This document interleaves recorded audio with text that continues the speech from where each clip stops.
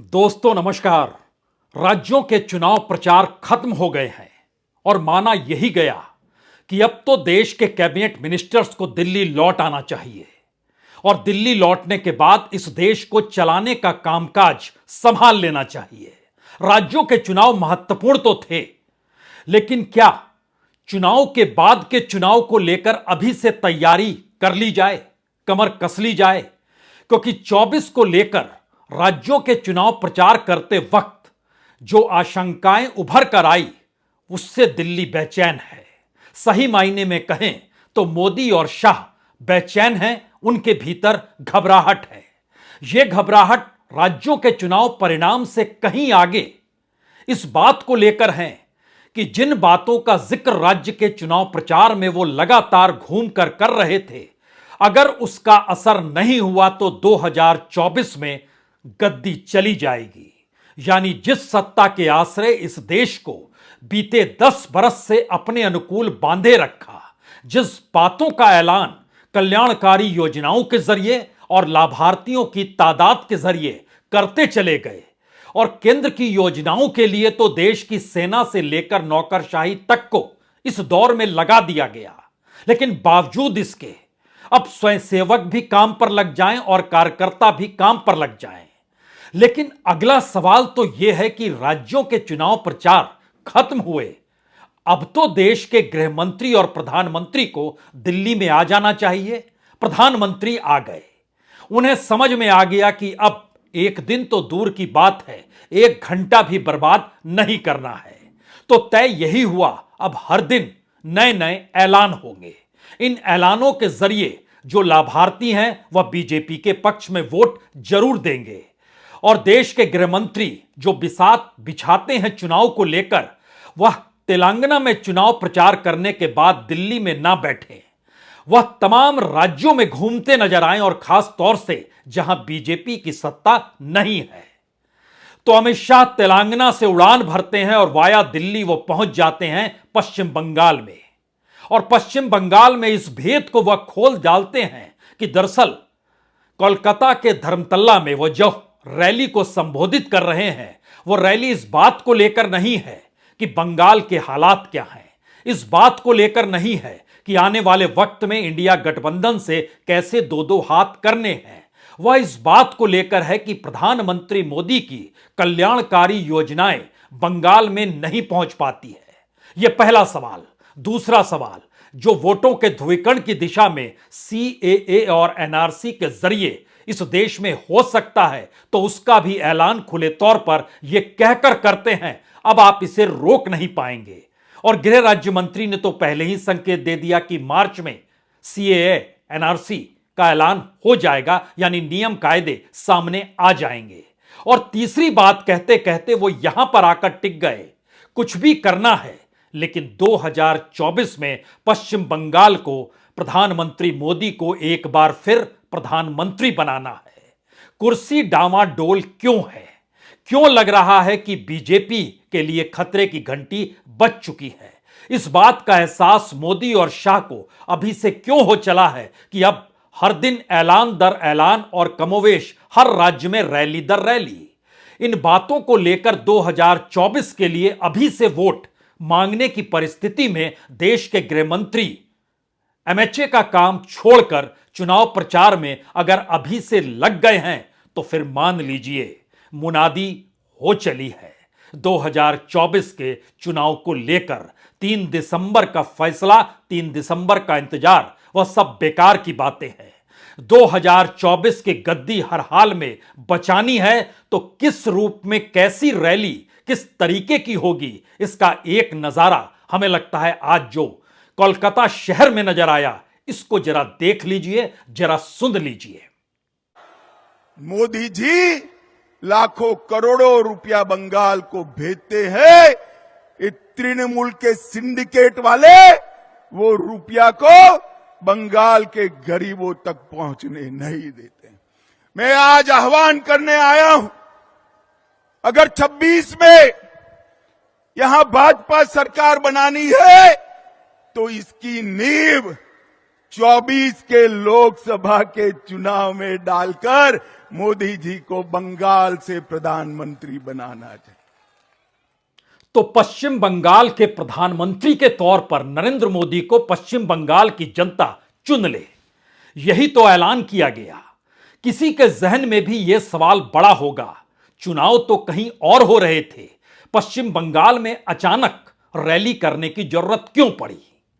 तो एक एक करके इस देश के उन राज्यों में आज आप चलते चलिए हमारे साथ और समझने की कोशिश कीजिए कि 100 से ज्यादा सीट एक झटके में बीजेपी की अगर कम हो गई तो क्या होगा।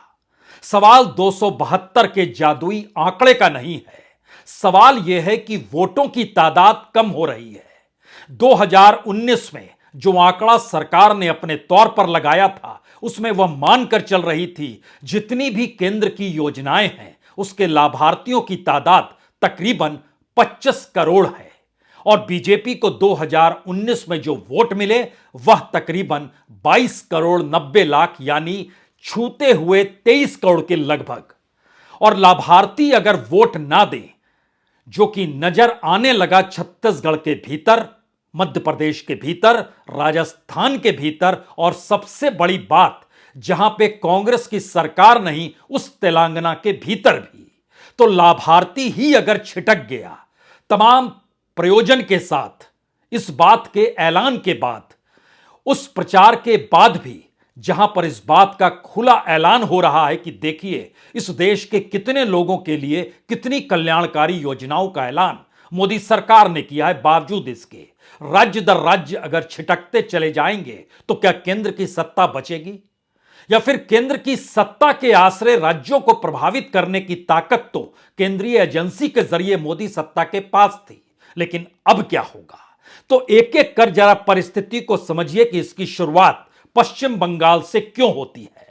ममता बनर्जी ने पिछले दिनों ही बाहर का रास्ता प्रधानमंत्री मोदी के करीबी गौतम अडानी के ग्रुप को दिखा दिया, जब उनसे उस पोर्ट को वापस ले लिया, उस बंदरगाह को वापस ले लिया जो कि देश के भीतर किसी भी दूसरे बंदरगाह को किसी दूसरे प्राइवेट हाथों में सौंपा ना गया हो, यहां पर वापस ले लिया। और एक नए तरीके से इस दौर में एंट्री किसकी होती है? तो अंबानी की होती है, पोर्ट को लेकर नहीं, इन्वेस्टमेंट को लेकर। यह पहला मैसेज था और इस मैसेज को डिगाने के लिए जिस भाषण का जिक्र अमित शाह अपने तरीके से कर रहे थे, उस भाषण की नब्ज को आखिरी लाइन में पकड़िए, जब वो कहते हैं 2026 में जिता दीजिएगा हमको, लेकिन उससे पहले 2024 में जिता दीजिए। 2024 का जिक्र अभी करने की जरूरत क्यों पड़ी?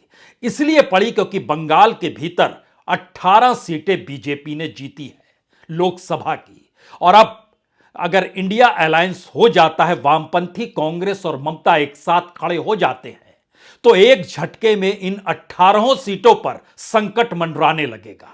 और ऐसा वैसा संकट नहीं हो सकता है बीजेपी 1 से 2 सीट पर सिमट जाए। अगर यह परिस्थिति बंगाल के भीतर आ गई तो उससे पहले बंगाल में एक मोटी लकीर वोटों के ध्रुवीकरण को लेकर खींचनी तो होगी। उसी दिशा में तेलंगाना के जरिए जो रॉ बनी हुई थी, उसी के मद्देनजर पश्चिम बंगाल की राजधानी कोलकाता में पहुंचकर देश के गृह मंत्री दिल्ली का कामकाज छोड़ते हुए वहां पर चुनाव रैली में जुट गए। अब सवाल है कि सिर्फ बंगाल का जिक्र क्यों, जहां पर 42 में से 18 सीट बीजेपी ने 2019 में जीती थी। अगला सवाल तो बिहार का भी है।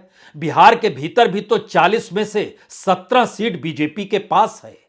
और तब जब नीतीश कुमार साथ थे, जब रामविलास पासवान जिंदा थे, तो अगली रैली और अगला रास्ता बिहार की दिशा में जाता है, जहां पर लोगों को साथ लेना है और पर्दे के पीछे तिकड़मों के आश्रय उस दरार को और चौड़ा करना है जो गाहे बगाहे कुछ कुछ मुद्दों के आश्रय जेडीयू और आरजेडी के बीच किसी भी रूप में कोई तलवार खिंच जाए, इस बात का अंदेशा देते रहते हैं। जैसे जीतन राम मांझी के जरिए ओबीसी के भीतर लकीर कैसे खींची जाए, या जातिगत जनगणना को लेकर एक दलित जब यह कह रहा है कि गड़बड़ी हुई है, तो फिर कोई राजनीतिक धारा बीजेपी के लिए क्या निकल जाएगी?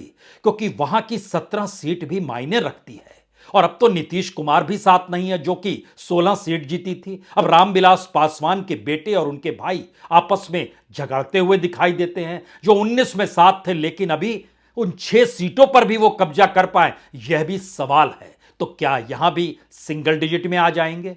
महाराष्ट्र की राजनीति के भीतर शिवसेना साथ छोड़ चुकी, उसको हमने तोड़ दिया।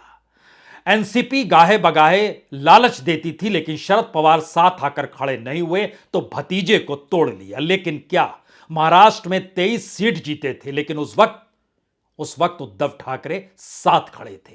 आज की तारीख में उद्धव ठाकरे साथ नहीं खड़े हैं, यानी जो शिवसेना 18 सीटों पर जीती थी और जो बीजेपी 23 सीटों पर जीती थी, सेंध वहां भी लगने वाली है।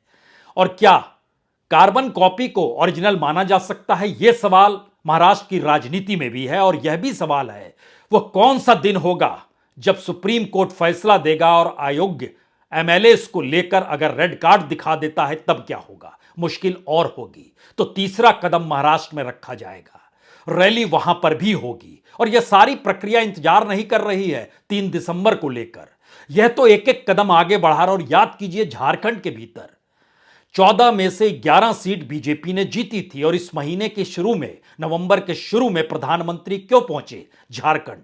और वहां पर जिन बातों का ऐलान हुआ वो विकसित भारत संकल्प यात्रा थी, और उसमें प्रधानमंत्री मोदी की वहां मौजूदगी थी। बंगाल, बिहार, महाराष्ट्र और झारखंड कुल 142 सीटें हैं, और यहां की लगभग 69 सीटें इस वक्त बीजेपी के पास है। 69 सीटों में कहां, कैसे, किस रूप में सेंध लगेगी, यहां के सांसदों से पूछकर देखिए, वह बतला देंगे कि मुश्किल हालात क्यों हो चले हैं। और इन मुश्किल हालातों के बीच जैसे ही आप अगला कदम तेलंगाना की दिशा में जाते हैं, वहां पर आपने, यानी बीजेपी ने सिर्फ 17 में से 4 सीटें ही जीती। लेकिन अब सवाल यह है कि अगर तेलंगाना की हवा यह बताने लगी कि कांग्रेस वहां सत्ता बना सकती है, तो बीजेपी की 4 सीट का संकट नहीं है, संकट तो बीआरएस की 9 सीटों का भी है। और अगर हैदराबाद में सेंध लग गई, तो इस देश के भीतर पहली बार मुस्लिम समुदाय के भीतर जो सवाल है केंद्र में अल्टरनेटिव को लेकर, वो राज्य स्तर पर भी कैसे रेंग रहा है, या उनके भीतर की धड़कनें किस रूप में बढ़ी हुई है, यह भी खुलकर नजारा सामने आ जाएगा। तो क्या यह माना जाए कि तेलंगाना में तो अभी तुरंत प्रचार खत्म हुआ, लेकिन अगली खेप में तेलंगाना फिर जाना है। और खास तौर से हैदराबाद और सिकंदराबाद में बीजेपी जीतती है, हैदराबाद में एमआईएम जीतती है। सवाल यह है कि वहां पर भी सीट अगर 4 से कम होती है, बीआरएस की सीटें कुछ कांग्रेस के पास लोकसभा में चली जाती है, तो आंकड़ा तो डगमगाने लगा। और अगला रास्ता इसके बाद कर्नाटक में जाता है। उसी कर्नाटक में जहां तमाम दांव हिंदुत्व के खेले गए, बजरंग बली के नाम पर बजरंग दल को लेकर खेला गया और जेडीएस को इस दौर में साथ ले लिया गया। यहां तक कि जो जेडीएस में देवगौड़ा प्रधानमंत्री जब थे, उस दौर में उनके सबसे करीबी जो सीएम इब्राहिम थे, उनको भी दरकिनार कर दिया गया। लेकिन लोकसभा को साधने के लिए यह सब हो रहा है, क्योंकि 24 में गद्दी गंवानी नहीं है, और इसका एहसास हो चला। लेकिन सवाल यह है कि जिस डीके शिव कुमार के जरिए आंध्र प्रदेश नहीं, बल्कि उस आंध्र प्रदेश और उसके साथ तेलंगाना में भी सेंध लगाने की स्थिति में कांग्रेस खड़ी हो गई, तो जब वो अपने राज्य में होंगे तो वहां सेंध कैसे लगेगी? इसीलिए यह बड़ा सवाल हो चला है कि आखिर कर्नाटक में 28 में से 25 सीटें जीती थी, एक झटके में वो आधे से भी कम तो नहीं हो जाएगी? क्योंकि इस दौर में येदियुरप्पा को आपने दरकिनार किया, सबने देखा। येदियुरप्पा के बेटे को प्रदेश अध्यक्ष क्यों बना दिया, यह सबने जाना। तो क्या सत्ता के लिए एक नए तरीके की फिलॉसफी प्यादों को बदलने तक पर आकर टिक गई है? यह परिस्थिति क्या बीजेपी के भीतर हड़कंप मचा रही है? क्योंकि यह रास्ता कर्नाटक से निकलता है तो हो सकता है हिमाचल की दिशा में जाए। 4 में से 4 सीट तो बीजेपी के पास है, और हिमाचल में सरकार बन गई कांग्रेस की, तो क्या वहां क्या होगा? क्या वहां भी 2 पे आ जाएंगे, या उससे भी कम, या सुपड़ा साफ? क्योंकि हिमाचल तो एक ही दिशा में बहता है। हिमाचल और उत्तराखंड की एक खासियत है, एक ही दिशा में वो बहते चला जाता है। सवाल यही है कि अगर एक दर राज्य अगर देखते चलें, तो वक्त कहां बचा है? 100 दिन का वक्त है, और 100 से ज्यादा सांसदों के सामने जो बीजेपी के हैं वो संकट है। बंगाल, बिहार, महाराष्ट्र, झारखंड, तेलंगाना, कर्नाटक, हिमाचल प्रदेश। लेकिन बात यही रुकती भी नहीं है। उसके आगे बात हरियाणा में आती है। हरियाणा की 10 में से 10 सीट जीत ली, दिल्ली में 7 में से 7 सीट जीत ली। तो लेकिन क्या 2024 में यह रिजल्ट दोहराया जा सकता है? खास तौर से तब जब हरियाणा के भीतर खट्टर सरकार को लेकर और आपस में गठबंधन के भीतर की लकीरें भी खिंची हुई है, जो खुले तौर पर न जाती है।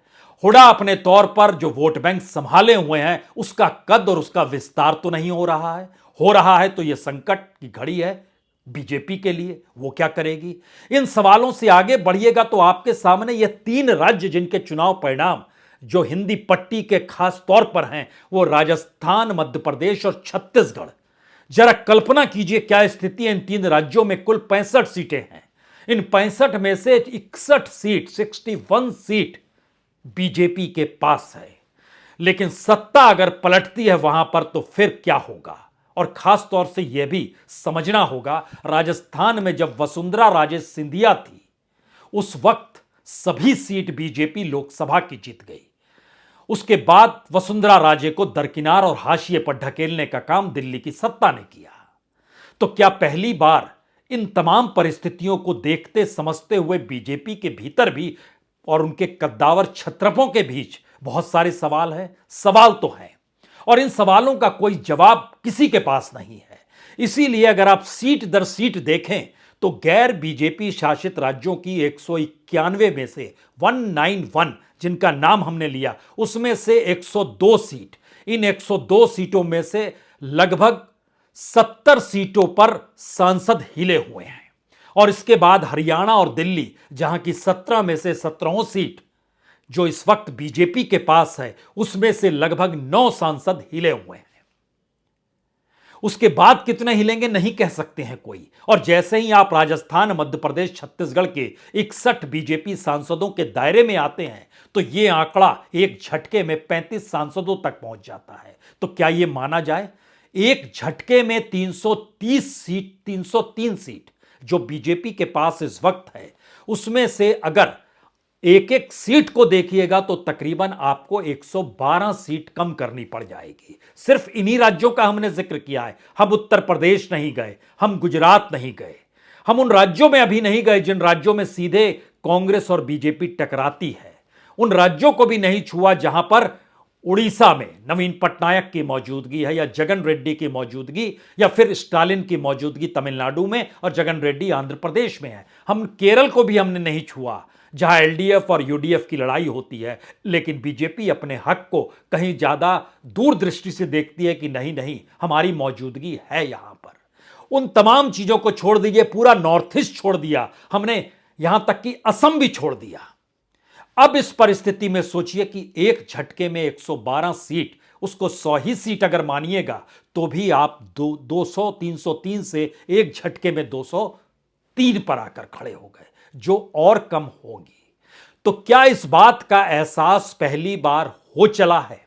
और यह एहसास है क्योंकि इसीलिए आज अगर कोलकाता के धर्मतल्ला में आपको देश के गृहमंत्री अमित शाह नजर आए तो आज ही अपने घर पर प्रधानमंत्री ने कैबिनेट की बैठक बुलाई।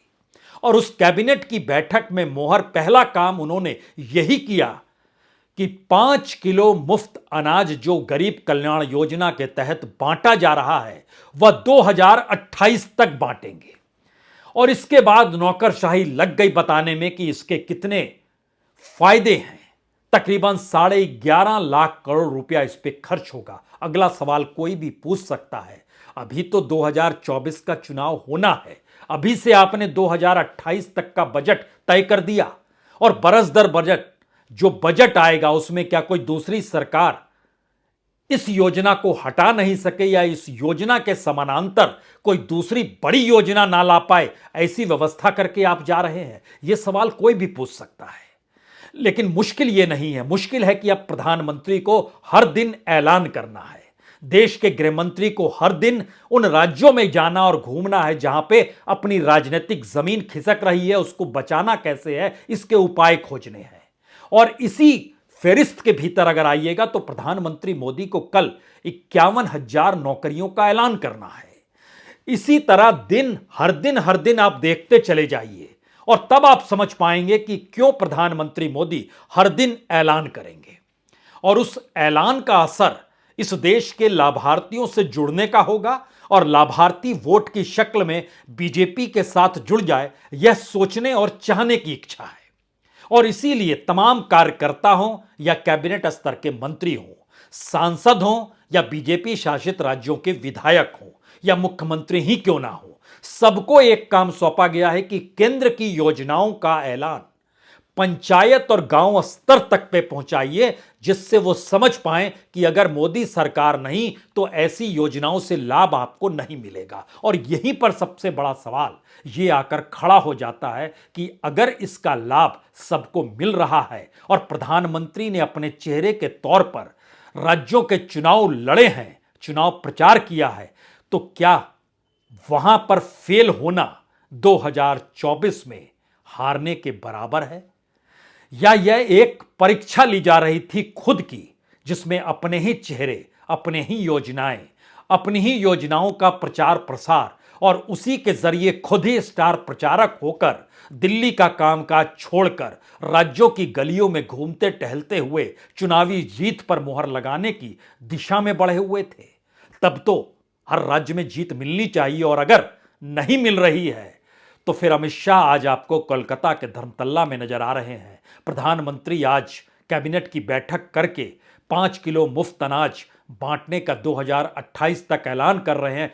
यह सिलसिला रुकने वाला नहीं है, यह सिलसिला बहुत तेजी से आगे बढ़ेगा और कदम दर कदम इस बात का एहसास सरकार को होते चला जा रहा है कि जिस इकोनॉमी पर वो बैठी हुई है, उस इकोनॉमी में कॉरपोरेट उसके साथ है। यही उसकी पॉजिटिविटी है। और इस देश में टैक्स पेयर का पैसा और कॉरपोरेट का पैसा और उसी को रोटेट करते हुए इस देश में बेनिफिशियरी यानी लाभार्थियों के खाते में पैसा पहुंचाने की जो पूरी रणनीति और अर्थनीति बनाई गई, इससे हटकर सरकार के पास कोई दूसरी सोच बच नहीं पा रही है। इसीलिए इस देश की बहुसंख्य जनता के लिए हमारे पास कोई काम नहीं, लेकिन शेयर बाजार में और शेयर बाजार के जरिए और कॉरपोरेट के जरिए और इस देश की कंपनियों के नेटवर्थ के जरिए हमारी जीडीपी कुलांचे मारेगी, यह तो सच है। लेकिन जनता की भागीदारी उसमें नहीं रहेगी। इसीलिए इस देश की जीडीपी अभी $4 ट्रिलियन के नीचे है, लेकिन समूची मूल्य अगर इस दौर में आप शेयर बाजार का लगाइएगा तो वह $4 ट्रिलियन को पार कर चुकी है। तो इकोनॉमी का एक ऐसा रास्ता है जिस पर चर्चा फिर कभी की जाएगी और बताया जाएगा इस देश में रईसों के रईस होने की स्थिति मोदी सत्ता ने कैसे बनाई और गरीबों के और गरीब हो जाने की परिस्थिति को कैसे अर्थनीति के जरिए खड़ा किया गया। लेकिन इस दौर में सिर्फ एक ही सच, वो सच ये है कि सरकार की जमीन हिल चुकी है। बीजेपी के लिए खतरे की घंटी बज रही है और उसकी मुनादी अंदरूनी तौर पर तो हो चली है, लेकिन जब अपने ही लोगों से सत्ता कटी हुई हो तो फिर निकलना तो देश के गृह मंत्री और देश के प्रधानमंत्री को ही होगा, जिसकी शुरुआत हो गई है। बहुत बहुत शुक्रिया, बहुत बहुत शुक्रिया।